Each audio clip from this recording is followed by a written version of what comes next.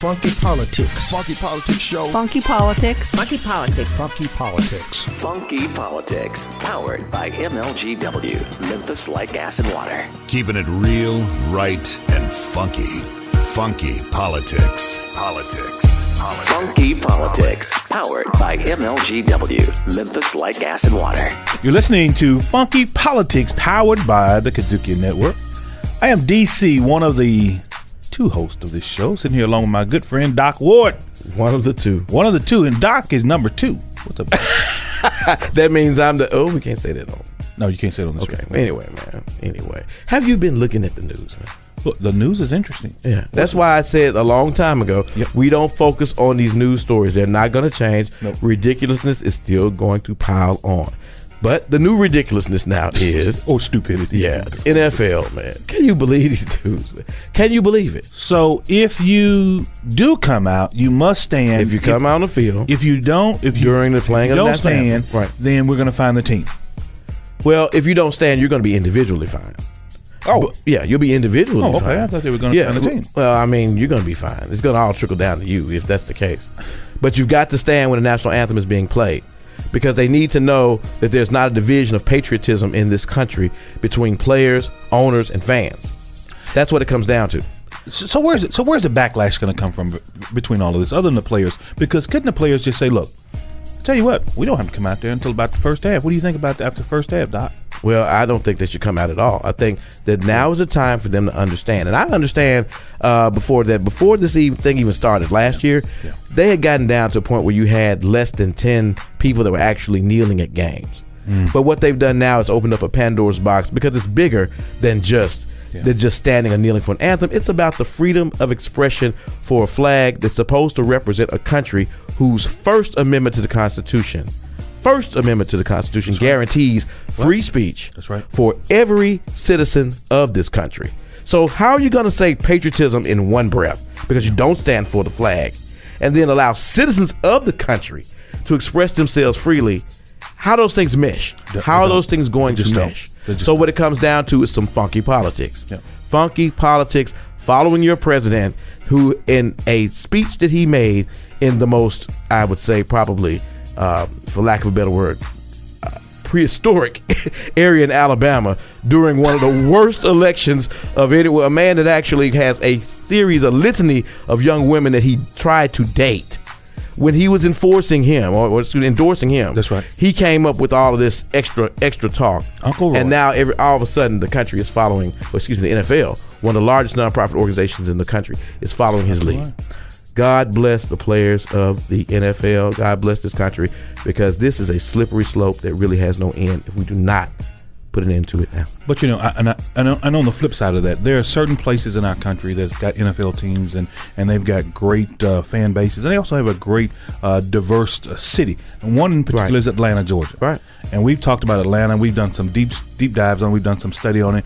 And I think right now is the time to come to bring our viewers and our listeners up to some speed on what we've done in the past. We scuba dived on Atlanta for a long time, even during the mayoral election that they had even last year. And we talked about a number of things, primarily dealing with diversity.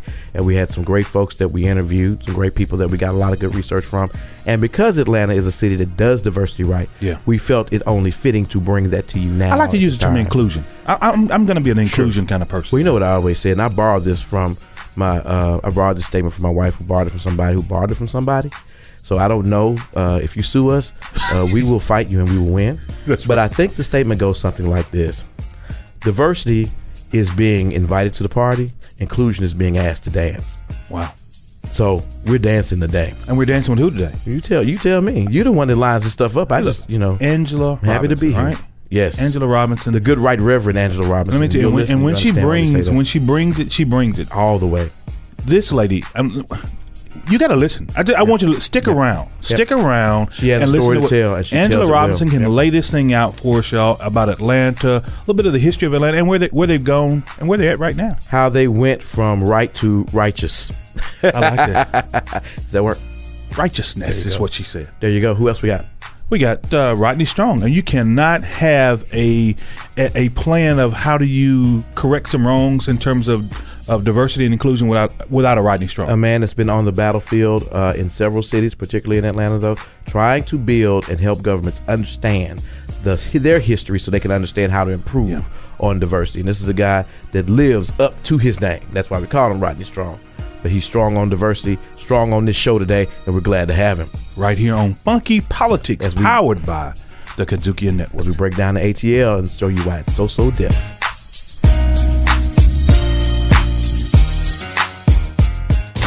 We're getting funky, y'all. 33% of Americans have a college degree. 43% of Africans in this country have a college degree. These are African immigrants that are coming into this country. They didn't have the opportunity and access, but they came over here in this American dream and created within this framework the opportunity that this country was set up, the ideal it was set on. And now to say that these people, because the disparaging remark goes further than just hole. It's Funky Politics on the KUDZUKIAN Network.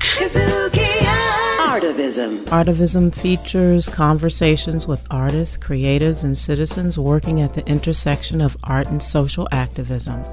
And I'm Linda Steele, your host.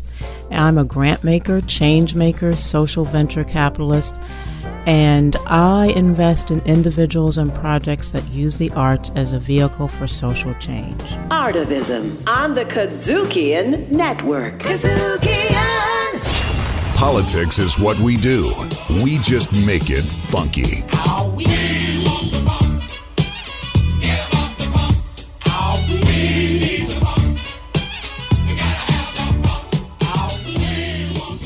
You're listening to Funky Politics, powered by the KUDZUKIAN Network. This is DC, one of your nice hosts. I think I'm the nicest host. And of course, my co-host, who's a mean guy, Doc Ward. Doc, how are you, sir? I'm not a mean guy. Just mean to boring people. So you telling me that? Is that why you're really mean to me? Whatever. I don't know. Once again, I said mean to boring people. I said nothing about you. Whatever. Or did I?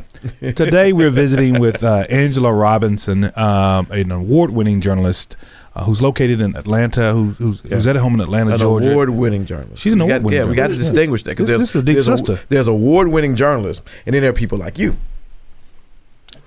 I don't even want to know what that is, but anyway. Angela Robinson, welcome to Funky. This is how we do it on Funky Politics too, by the way. We have fun, but we want to get this information out to our people so they know what is happening in this country. Hey, how are you? I'm great. Thanks so much for having me and allowing me to share some information about the greatest city in the world, ATL. Oh, I thought you were saying Memphis. I really No, I meant ATL for real. Now, Memphis, let me get to Memphis. I lived there when I was a little person, and Memphis was very cool, and it's very cool, but, Memphis knows.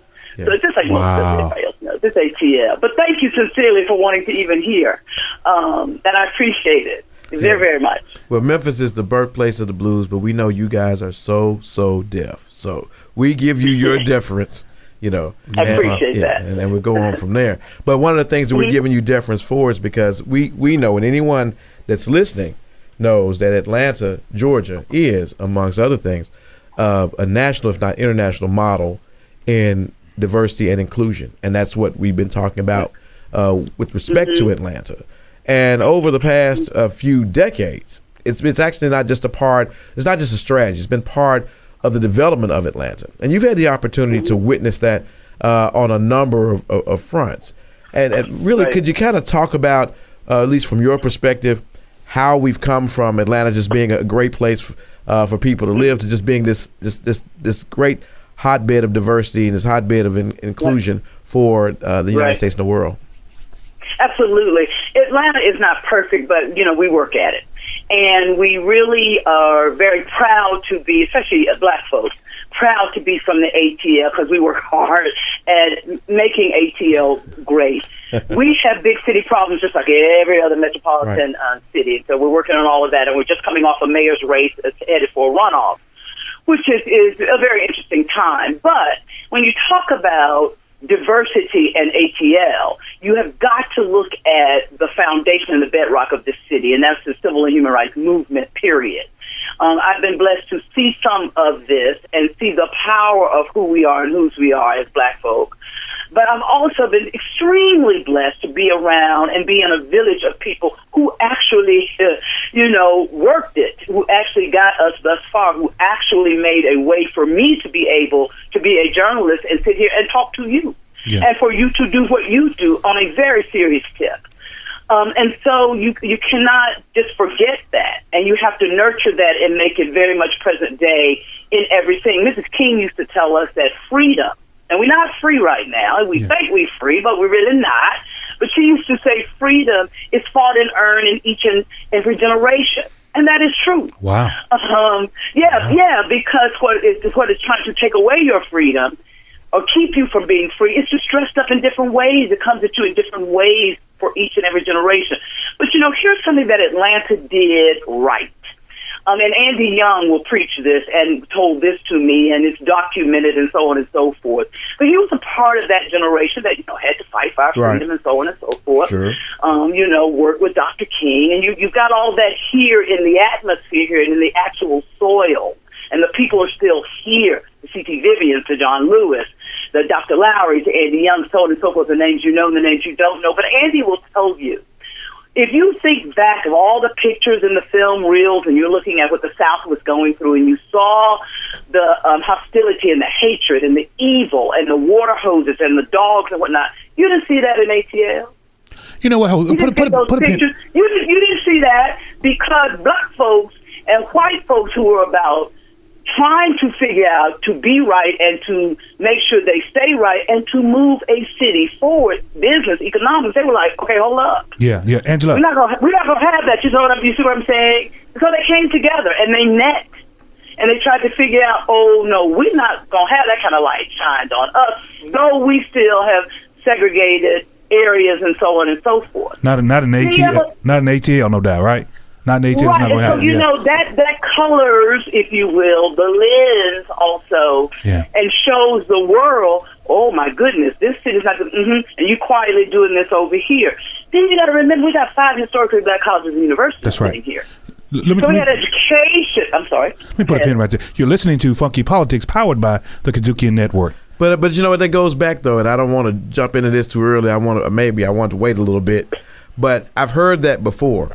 And we've talked to other people and interviewed other people with the show, and they talked about the Martin Luther King's use of television and of radio, because one thing that was happening with segregation is that when the light was being shined on the United States, or particularly the South, white people did not want this negative image to portray them in the South. So they were conscious of that, and so they did not portray, or at least didn't display that image when the cameras were on. So, but it leads me to ask the question, though, to you, as I've asked to other people: was the integration of Atlanta and the diversity of Atlanta born out of the shame of white people being seen as the racist depiction that most whites in the South were seen as at the time, and the need and the want not to be in that position, or to ask it better, did they not want to be embarrassed on camera being racist, so they said we might as well try to work together, or was there some greater good amongst the people to work together? That's the question. I think sometimes we get caught up on either or, and it can be and I think from what so you're saying it's a little bit of both. I'm saying it's a little bit of both. Okay. I think white people didn't want to be shamed. Nobody really wanted to be shamed. Get real. Not really. Get real. You're right. But there were some very intelligent, so I'm told, I wasn't at the table at the time, but going through the generations, I had been at table that said, okay, look, we are trying to be right. But we got to make sure we walk this the right way. And by the grace of God and the education and the spirit and the diplomatic way, the Andys of the world and the Docs of the world came together and said, okay, look, because guess what? Black people going to prevail, okay? Black people are going to have a seat at the table, okay? Eventually, Eventually, as Maynard would say, Maynard Jackson, the former mayor, wasn't one to say, and we need it in the by and by. He wanted it now. He wanted it yesterday. And thank God for that. So you had that, okay, because you don't want to be shamed, fine. But whatever reason we can get righteousness and justice at the table, by golly, get it there. Because what white people sometimes fail to understand is that it's going to help you in the long run, too.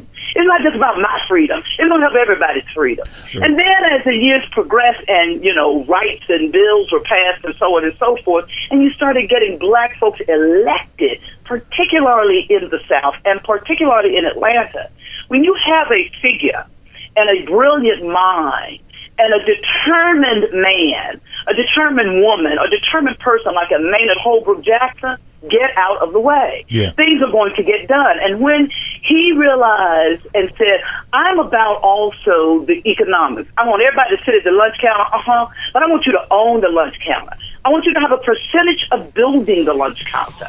I want you to be a contractor in this thing called Hartsfield Jackson International Airport. And that's when really the tide of my nowness started to change. If you feel where I'm going, we're about to go. We're about to go there right now because that's a really big part because that gets into the area of economic development. But we're going to hold on because you're listening to Funky Politics, powered by the KUDZUKIAN Network.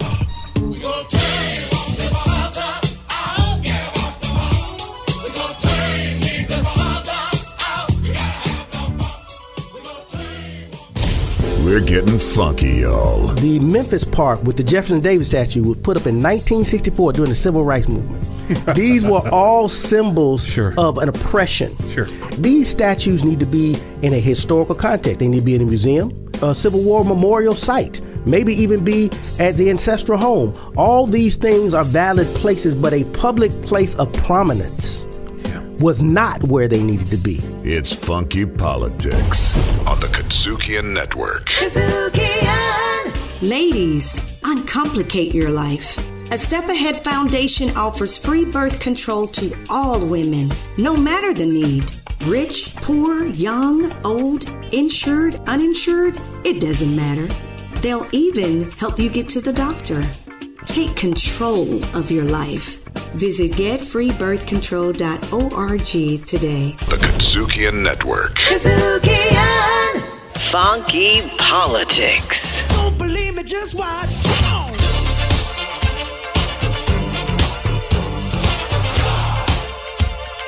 Don't believe me, just watch. You're listening to Funky Politics, powered by the KUDZUKIAN Network. I'm one of your hosts, DC, and of course, our other host here, Doc Ward. Doc, how are you, sir? I'm doing great. How you doing? I'm doing good. I got high energy today. Keeping it going. Keeping it going. Hey, look, folks, we are sitting here visiting this evening with Rodney Strong, principal of Griffin Strong, based out of Atlanta, Georgia. Everybody knows Rodney Strong. He's a man about the town. Brother Strong, how are you, sir? Hey, I'm doing great. How are you today? Man, glad to be able to talk to you again, brother. Diversity, business, how do we help develop this thing we called equity? And we want to talk a little bit about one of the greatest cities that we know of today, and that's Atlanta, Georgia. Doc, Atlanta is the place to be. Atlanta has been the leader for several decades. Can we get some of that love?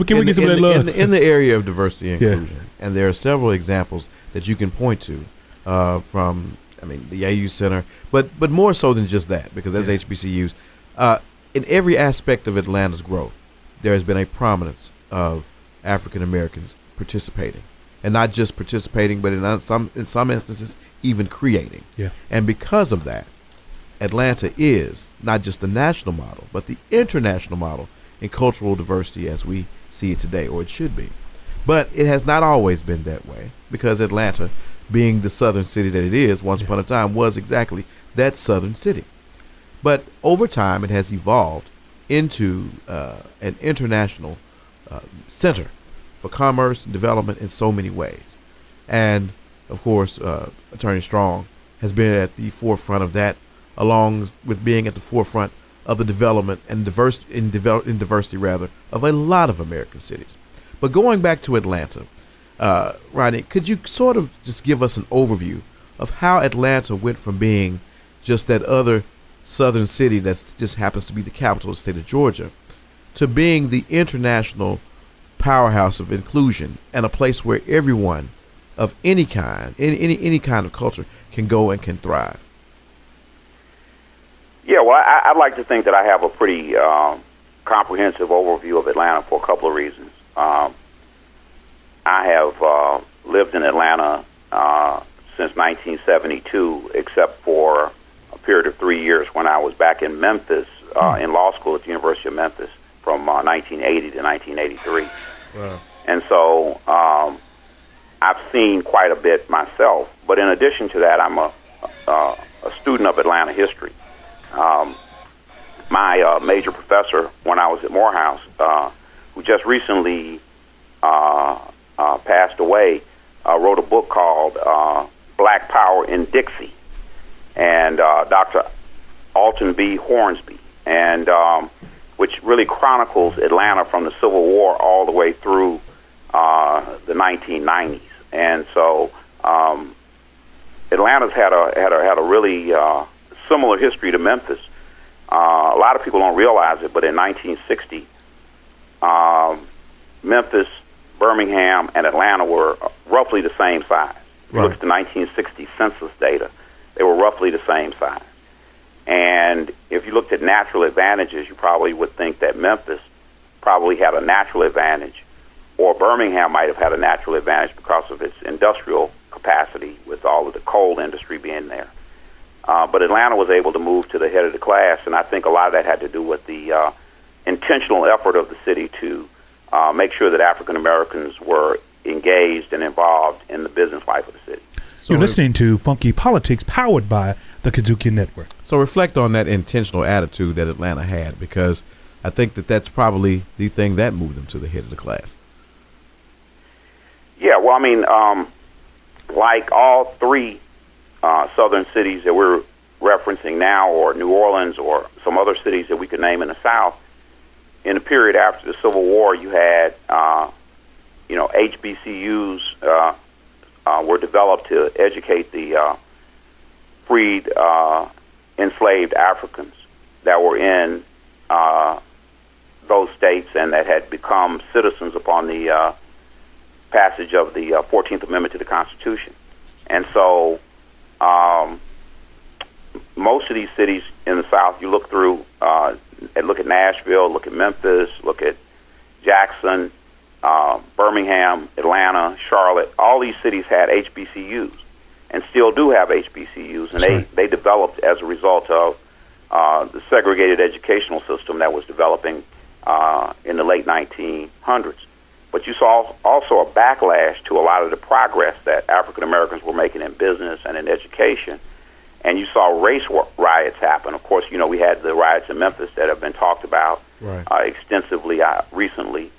And, of course, 110 years ago, I believe this weekend, we had the Atlanta race riot, which was one of the worst race riots in the South, and which W.E.B. Du Bois, who was a professor at Atlanta University, chronicled in his book, which has never gone out of print, The Souls of Black Folk. Now, can I ask you a question?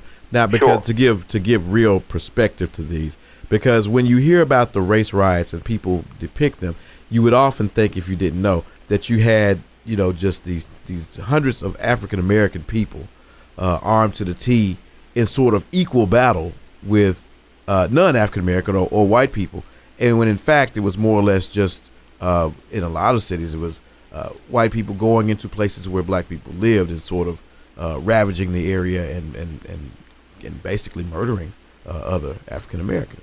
Yeah, well, I'm glad you said that, because those race riots that happened at the turn of the 20th century and the early years of the 20th century were really reactions to African American success. Right. And these were attacks on African Americans who were educated and who had developed businesses. And they were attempts to put us in our place, in quotation marks. And so, you saw that in Memphis, you saw that in Atlanta. In Memphis, of course, there's a marker, a historical marker at the corner of Mississippi and Walker, right, where they burned down a black-owned grocery store, and basically you had a police riot. Right. And of course, we could go into Memphis history further, but in Atlanta, the riot consumed the black community, and it had a lot to do with the success of the black college that was located there and the black businesses that were located there.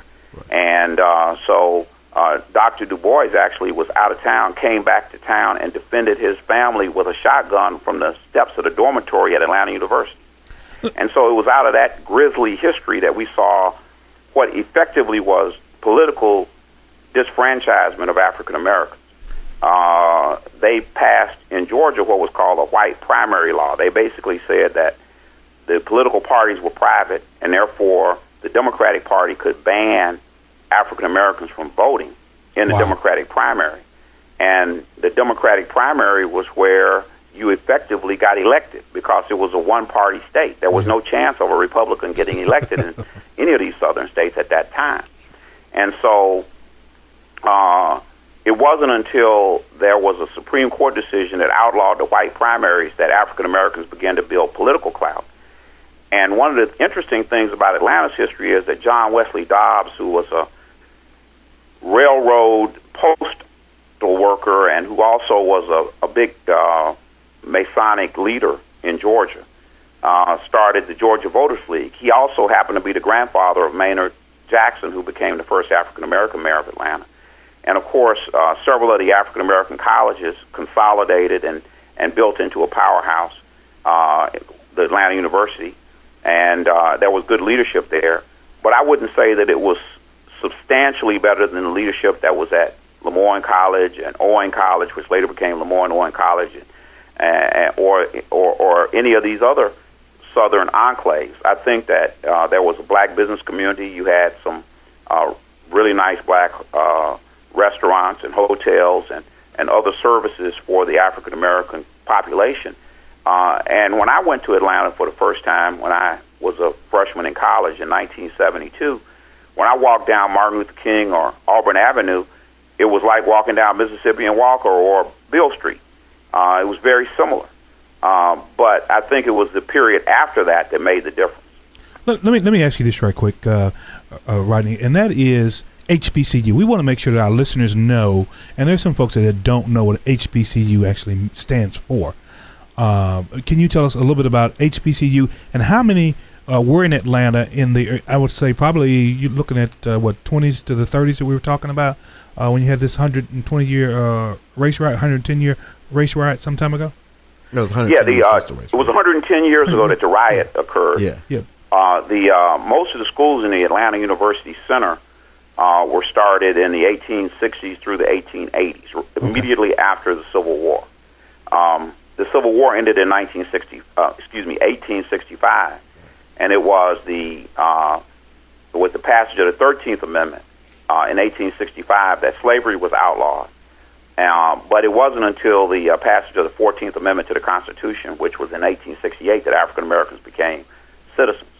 And during that period of time, there was an organization that was put in place by the federal government called the Freedmen's Bureau. And there was also an organization that was put in place by a number of abolitionists from northern religious denominations that funded the startup of schools to teach the freed slaves how to read and write. And that resulted in the creation of schools, which later evolved into effectively high schools and then colleges. And so in the Memphis area, of course, you had, Lemoyne, what's now Lemoyne Owen College. There were several predecessor organizations that institutions that ultimately merged into Lemoyne. Owen was a separate organization that started actually much later, and it ultimately merged with Lemoyne Owen. You had Rust down in Jackson, Mississippi. You had Mississippi Industrial College, which is no longer open down not in Jackson, but in Holly Springs, Mississippi, in the Memphis area, so forth and so on. Well, Atlanta was very similar.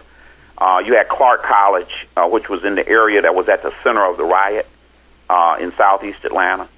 You had Atlanta University, which is in southwest Atlanta. You had Morehouse College, which was a school for men, all of which were founded in the 1860s. Then in the 1880s, Spelman College was formed. It's actually named after Laura Spelman Rockefeller, whose husband was John D. Rockefeller, and it became one of the best endowed colleges. It was originally Spelman's seminary. And so you then ended up with a graduate school, Atlanta University, and then several undergraduate schools. And ultimately, Morris Brown College, which was founded by the African Methodist Episcopal Church. And there was also several seminaries religious seminaries, which ultimately in the 1930s during the Depression, Dr. Benjamin E. Mays convinced all of the seminaries to merge together to form the Interdenominational Theological Center. So what we refer to it as Atlanta University is really Atlanta University, Clark College, Morehouse College, Spelman College, and the Interdenominational Theological Seminary, along with Morris Brown College. All right. You're listening to Funky Politics, powered by the KUDZUKIAN Network. But in building that infrastructure, though, even though all those cities that you named were the same, in Atlanta building that infrastructure, they were gradually moving ahead, weren't they? In terms of moving toward a more diverse union of citizens. Well, I think that the Atlanta University Center produced some extraordinary leadership, and I think a lot of that has to do with the leadership of the center itself. W.E.B. Du Bois was, without question, the most brilliant black scholar, and probably the most brilliant scholar in the 20th century, first half of the 20th century in America. And he was based at Atlanta University. And he was sponsored by the president of Atlanta University and the president of Morehouse College, John Hope. And they really served as a counterweight to Booker T. Washington, who was down in Tuskegee at that HBCU, who espoused the philosophy of industrial education. And basically, Hope and the other men in the Atlanta University Center pressed the idea that those African Americans who were capable of a liberal arts education deserved it. And so they were sort of a counterweight to the idea that African Americans were only suited for industrial education. So it became an intellectual magnet, and it did attract more top scholars probably than anywhere else other than Washington, D.C., where you had Howard University, which received an allotment from the federal government. And also, that's where the Freedmen's Bureau was located, wasn't it? Yes, yeah, so, and it was named, and the first head of the Freedmen's Bureau was Howard, General Howard University. Right. General Oliver Otis Howard. You're listening to Funky Politics, powered by the KUDZUKIAN Network. Uptown, funk you up. Uptown, funk you up. Uptown, funk you up. Funky Politics. Riffin' on jazz. This next gentleman we're talking about has an unforgettable voice. My sugar is so refined. Jazz was the happiest. Now, Callaway went to my school. Oh, really? Yes, he's not an alum because he didn't graduate. He had some gigs to do.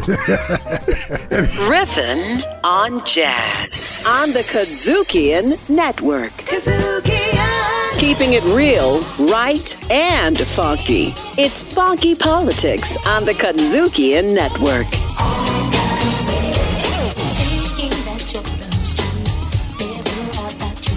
You're listening to Funky Politics, powered by the KUDZUKIAN Network. I'm DC, one of your hosts here, sitting on this program, and I'm sitting immediately to my left is my great colleague, Doc Ward. Doc, how are you, sir? I'm wonderful. You're wonderful. You're always wonderful. I tell you, I'm gonna say that all the time. Always. You should know that you got to keep up, man. We got a high-spirited show today. Yeah. You got to have something to say. We got a high-spirited Look at you, show. man. Y'all, you still too slow. I'm kind of malaise, up, right? Man. Dialogue goes like this. Angela Robinson is visiting with us. She's an award-winning journalist out of Atlanta. She's visiting with us, right? And she has gotten us just to the top here, man. I'm looking over. Well, Miss Robinson, welcome to the program. You're amazing. You're amazing. You're an amazing woman. Okay. I appreciate you all. Thank you. You all are amazing. Thank you. Amazing woman. Well, if we're amazing, then you're legendary. Now, call us legendary. We're gonna call you something else. We're gonna call you. She's a superstar. We're gonna call you a goddess. Yeah. Then call us. Then we keep on. We can go high. We can find. We are talking about Atlanta, Georgia, your hometown. When you go high, we go higher. That's what we do. We go higher. Atlanta, Georgia, ATL, the epicenter of the universe, has moved our country in a different direction in a lot of people's lives. Tell us, where does Atlanta go tomorrow? You say that. You know what? Before she answers, you say that, but that's actually true. Yeah, because it is. Where would a model? You got a couple of places, maybe Washington D.C., maybe Chicago, New York, L.A. By virtue of existing, they may. Sure. But really, when it comes to African Americans specifically, exactly. If you did not have the compass of Atlanta, that's right. We wouldn't. Where would the guidance of African American progress really be? You know what I mean? Memphis? Where would it be? And what would those cities be like? But looking at that, though, and then going back into what you're saying, now we're going into the next phase, because I think Atlanta, over time, because of diversity, has picked up quite a few more residents that are non-African Americans, Asian Americans, Hispanic Americans moving in. I think they said from 2000 to 2010, 22,000 white residents moved back into Atlanta. So you're slowly getting into the point where African Americans are not the majority. So the majority leverage is gone, but still the empowerment has to remain. And if it does, then we know that everything that was done for diversity was right. You know when diversity works best when you're no longer having to use the moniker of being the majority to work. So where does Atlanta go now? I mean, you guys, what's the frontier you're going to now? I think that is a large question. With and I think it goes back to what Mrs. King said. Your freedom is fought and won in each and every generation. You're right. We're still about 50. Atlanta proper, we're still about 54% black. But you're right. Blacks are moving out. White folks are moving back in. And of course, there's a browning of America. We have more Latinos coming to Atlanta, metropolitan area, and Asian Americans, and whosoever will may come. We have always been that kind of city. The doors, if you will, of the church are always open to everyone if you're about justice and freedom. Now, we're going to have a runoff in a couple of weeks, and we will see what really happens. As long as we are still, which I do believe, righteous folks, black folks, and righteous black folks. My grandmother used to say, everybody your color, not your kind, and everybody your kind is not your color. Oh, Lord. Preach, sister, preach. Lord. That was my grandmother's Won't he do it? Won't he do it? Oh, won't he do it? Yes, sir. But you still have to be at the table. Yes, ma'am. We still must make sure we're at the table. If you're not at the table, guess what? You don't get to dictate the menu or anything else. You're probably on the menu. And Andy Young and everybody else told us that we need to be at what? Everybody's table. Right. Everybody's table. Like them or not, everybody's table. Right. Because because you don't want to lose, if you will, all that you have worked for to get to be. And keep in mind, all of those movement moments and movement individuals and human rights and civil rights folks, they were all about, we're trying to be free individually, but they're trying to free and have power collectively. Yes, that's right. That's what we got to understand. It is such a bigger phase. You're not going to deny me my piece of the rock, but it's enough rock for everybody. It really, really is. We always say the news business, I want to be top story. I'm going to give you the best. I'm going to work hard. But you know what? It's enough bad news out there for everybody. Everybody getting to have a live shot. You are listening to Funky Politics, powered by the KUDZUKIAN Network. But let me say something though. I mean, I don't want. In DC, quickly to address it immediately. I think for a while now, to be very honest, we have been in a very fast track thing in Atlanta. We've been really excited about our quote-unquote jubilee. Sure. Black mayor after black mayor after black mayor. We've been trying to figure out, oh my goodness, if this happens, we've got Fortune 500 companies moving here in the metropolitan area like nobody's business. So that's still economic boom. We still have to make sure we are at the table. To be very honest with you, I think maybe it's too late, but we still need to do it. We really need to sit back and say, let me take a deep breath. But I got to ask a question though. If right now there's a concern about the fact that with the election of a non-black mayor, there would be an issue about black empowerment, then has the diversity exercise worked? Because this is why I say it. You just said 54% of Atlanta residents are African American. All things considered, and I know people. The voting rates of cultural are different in different places. Are different amongst cultures. Black people have different voting percentages than white people do in terms of voter turnout. But you would have to think that if the non-African American candidate wins, some African American votes put that candidate in place.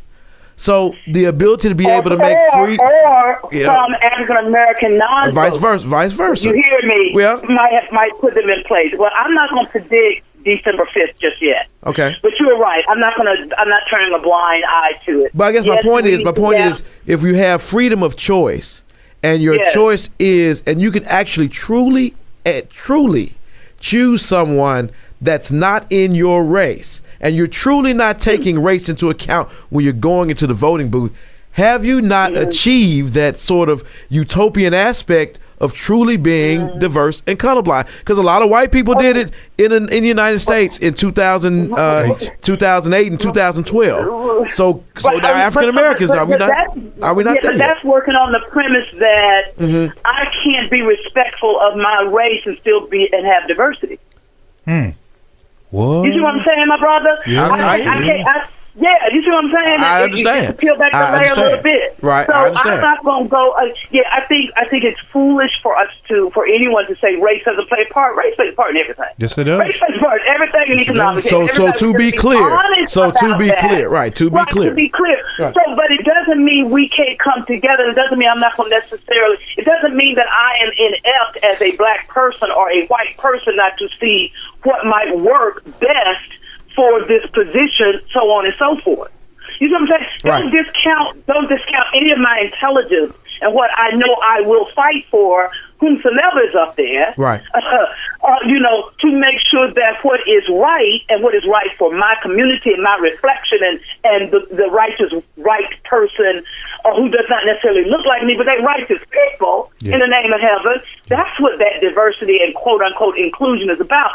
The bottom line is you're not going to give me any less than you're going to give anybody else. Under any circumstance. Under any circumstance. If I am working as hard and doing which we work at every day, particularly if we bring it right to home in my industry, every day, every day, all day, to tell the right story quickly. Sitting at the anchor desk, getting a script that says a black man 6'4" with a mustache raped this woman on such a street. Well, I'm not going to read that. Okay? Because a black man I know that's 6'3" with a mustache is my uncle. And he didn't rape anybody. Right. You got to do better than that. But in the same breath, my brothers and sisters, I'm not going to say a 6'3" white man with a mustache raped anybody. Right. Because that's inaccurate, too. You won't define it by race, right? Exactly. Right. That's inaccurate, too. You must have more. Everybody gets equal. And if you actually did that, this utopia and this dream of overcoming might actually have a chance of existing. Wow. So, we're going to have to see. We're going to have to see. We're going to see. I will tell you this. People of goodwill in this here city are not going to sit idly by and not fight. They're just not. We're just not. We don't have that reputation of just saying, oh, well. If we mess up, to some people think we might mess up if A, B, and C happens. You best believe we're going to be on folks' daily. Wow. Because now it's about survival of everybody. And that's the bottom line. And on that note, that's the bottom line. You're listening to. I wish they were that aggressive about the Falcons. But that's another story. We won't talk. Totally give myself something. I am really inflamed about it right now. It's much too early in the day to start drinking. Hold on, wait a minute. Wait a minute. For the honor of being with you all. You are listening to Funky Politics, powered by the KUDZUKIAN Network. We've been talking to Angela Robinson out of Atlanta, Georgia. We've had fun. Thank you so much, Angela. Right. Thank you so very, very much. And thank you for what you are doing and allowing me to have a little bit of space at your table. Oh, wow. Thank you so much. Come see me in ATL. We will do that. We will. Absolutely. All right. Okay. DC and Doc Ward on Funky Politics. Funky Politics is on. DC of that Funky Politics fame, we got a brand new show. It's called The Best in Blue. Will cover your Memphis Police Department and how they work to keep us safe day and night. Best in Blue on the KUDZUKIAN Network. KUDZUKIAN. Funky Politics is two men, two mics, a conversation and education. Other folks may steal, but they cannot take away our appeal. We give it to you real, right, and funky every time we get on this thing. Man. And you know what, man? What's that? I'm still messed up about this NFL thing, and I'm gonna tell you why. All right. I hate to go back to it. First of all, I will say that I hope that everyone has really gotten a chance to really get into what we tried to tell you you're gonna hear, and now you understand why we say the revolution won't be televised or just be broadcast or podcast on Funky Politics. But I can't get away from this thing about the NFL right now, because I look at it how there's such a quick reaction to people not standing up for a flag which they were kneeling for because of the injustice that was being inflicted upon African Americans, particularly African American men, in the hands of police who were acting, as they say, under the color of law. That's right. But there has been no action. None. No action to the 167,000 people who have witnessed school shootings since Columbine. For people that were acting obviously unlawfully. I don't get this whole notion of why it's so important for us to show the world how patriotic we are when the world sees out the back door just how much we do not care about our youth, just how much we do not care about the safety of our young that are building and that will be the generation. Yeah, turning the blind eye. I'm going to give you a small stat and I'll break it down just because it is a funky thing. If you look at the 10,000, not 10,000. If you look at the number of kids, I think it's about 100 or so that have been killed over the last few years in Columbine, and you take one person that represents probably about 80 people when you talk about generations. Yeah. And the 6 degrees of separation from that, wow. My math tells me that affects about close to 800,000 people. Yeah. So you've lost an opportunity for 800,000 people to live because you turned a blind eye to school shootings. When you talk about the people that have been murdered that will never reproduce, never have grandkids, great grandkids, those folks that will never encounter other people that will have families and the like. And it may sound funky to you, but it's funky politics. That's why I can be as funky as I want to on my damn show. But we've got to do something about the killing that we're doing to each other. Otherwise, you'll find more than just athletes kneeling for the flag. All of us will be kneeling for the flag. And that needs to be our cause. That needs to be what we need to be focused on now, as we go forward in this country at this time. But I look at it from the same prism that you do. We keep hollering Second Amendment. You're infringing on my rights. Yep. We talked to the director once before. He said, "Well, I'm a sports hunter himself, right?" Okay. And I asked him a question about an AR-15. He said, "Well, I'm not so sure." And he really did. I mean, he said the weapon in the wrong hands is bad for anybody, right? Sure, no matter what. But I'll come back and say again, what do you need an AR-15 for? But I'm not even splitting the hairs. I think that's. But I want to split them. I think that's a red herring that the people want you to go down the road where they start splitting hairs on mental illness or what type of weapon or this type of weapon. The bottom line is that people have to sit down, like with immigration and anything else. You have to sit down, peel it apart, and get to the funky root of the matter if you really want to change it. We cannot sit around here and favor the Second Amendment over the First. Or the Fifth Amendment over something else. That's right. We've got to look at all these things collectively because that's the way the forefathers did it. And that's the way that it's supposed to be done. And we've got to do the hard work because this country's not founded on soft work. It's founded on hard work. No. So we got to do the hard work. Keep it going. Speaking of hard work. Yes, sir. This show we've had. Yep. Rodney Strong. There you go. Angela Robinson. They do the hard work. You talking about hard work? Yeah. These two individuals have unpacked the history of a city for us, right? Yeah. And where it is present and where it looks like hopefully where it's going to go tomorrow. Right. If we could replicate in Atlanta all over our country, I think we'd be a lot better off. But I don't know where we go. And don't get me wrong. Don't get us wrong. We know Atlanta has its challenges, as every city does. Yeah. But they're working through them. Yes, sir, and that's what's going to have to happen. And that's what makes it good. That's what makes it real. That's what makes it right. And that's what makes it funky. Just like this show. So until next time, as we always say, we're going to get off our heels and on our wheels. And we remind you in all things in life that you do. Always keep them real, keep them right. And you got to keep it funky. Right here on Funky Politics, y'all. Funky Politics executive producer Larry Robinson for KUDZUKIAN. Hosted by Daryl D.C. Catron and Marcus M.D. Ward. Guest bookings by Miko. Funky Politics recorded at KUDZUKIAN Studio. Directed, produced, recorded, and distributed by KUDZUKIAN.